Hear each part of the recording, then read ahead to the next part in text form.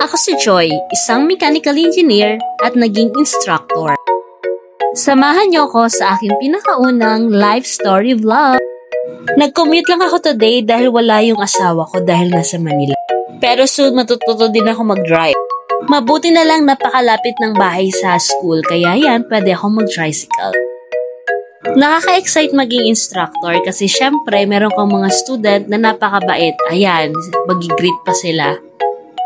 Tapos pagpasok mo sa office, nandyan din yung mga magagaling na professor ng mechanical engineering. Nagsisimula pa lang yung araw pero alam ko napakadami na naman ng gagawin. Pero kakayanin ko to kasi syempre nagtatrabaho tayo para sa pangarap. Balik katrabaho ko din pala yung best friend ko since college. Yan, si Ma'am Francia. Ito na ang pinaka-exciting part. Syempre, papunta na ako doon sa mga estudyante kong napakabait. Amazed na amazed ako dito sa mga estudyante ko kasi mga masunurin. Tapos napakabait talaga. As in, itong mga first year mechanical engineering student ko, napakatalino. At yan, game na game sila sa mga icebreaker natin. Yung subject ko pala ngayon, ME 101.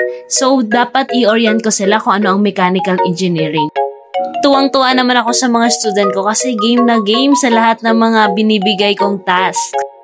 After ME 101, actually meron kaming special training that is for Autodesk Inventor. Masaya naman ako sa mga estudyante ko kasi talaga very willing silang matuto. Tingnan nyo, napakaseryoso. Makikita mo talaga sa mga estudyante kapag gustong matuto, as in, gagawin lahat para matuto. Kaya tingnan ninyo, game na game sila sa mga pinapagawa ko.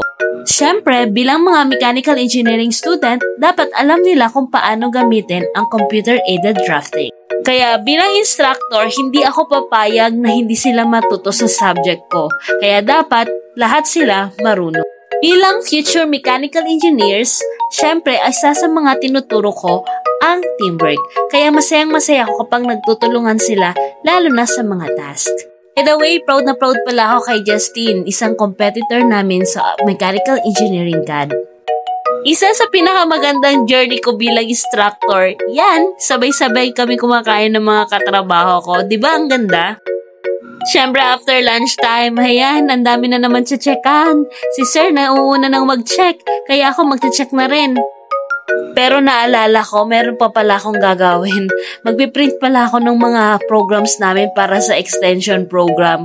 Kaya syempre, aside sa instruction, dapat marunong din ako sa extension. So yan yung wino-workout namin, yung programs namin para sa gagawing extension activity sa Liga. Ngayong hapon, bali wala naman akong tinuturuan dahil iba naman yung schedule ko. Kaya ayun, more on paperworks naman ako. Sa wakas, uwian na! Pagkatapos ng trabaho, me time naman. So pumunta muna ako sa isang coffee shop, The Babu. Bali, meron ako ditong binibilhan. Yung favorite ko, yung apple soda. Sobrang sarap nito, promise. Pagkatapos ng work, pumunta na ako sa gym. Dito ako sa Kamalig Fitness Gym kasi napakaganda, affordable talaga. 800 per month lang naman, kaya sulit na. Health is wealth, kaya syempre dapat pangalagaan natin yung pangangatawan natin. Hindi na ako nagdalawang isip na mag-gym kasi alam ko naman na meron akong PCOS kasi hirap na hirap talaga ako magbawas ng timbang. Ilang beses ko nang sinubukan na mag-gym pero hindi talaga ako consistent. Pero ngayon gusto ko maging consistent talaga. 3 weeks pa lang ako pero ang ganda na sa pangangatawan kasi parang ang lakas-lakas na ng mga muscles ko. Masaya naman ako sa progress ng aking pangangatawan. Kahit konti, basta may progress, okay na yan. 1 hour lang ako nag-gym, pero okay lang yun. Basta nakapag-gym ako ngayon, nakapag-exercise, yun naman yung importante. So, pauwi na ako sa bahay at naglalakad lang ako pauwi kasi alam ko medyo malapit lang. Kahit mga 30 minutes na lakad, okay na yun, pang cool down na yan. Masaya naman sa pag-uwi kasi merong mga sasalubong sa yung mga makukulit. At syempre, gusto ko lang naman halikan yung mama ko at kainin ang masarap niyang luto. Kahit nag-gym, basta si mama nagluto, kakain ako. Ang sarap. Minsan trip ko maggatas na may Yakult, tapos nilalagyan ko ng Santay barley powder para sa healthy life. I-try nyo, masarap siya guys. Super. Sarap niya talaga. Finally, dito na ako sa kwarto. At magbubukas na rin ako ng mga parcel mamaya.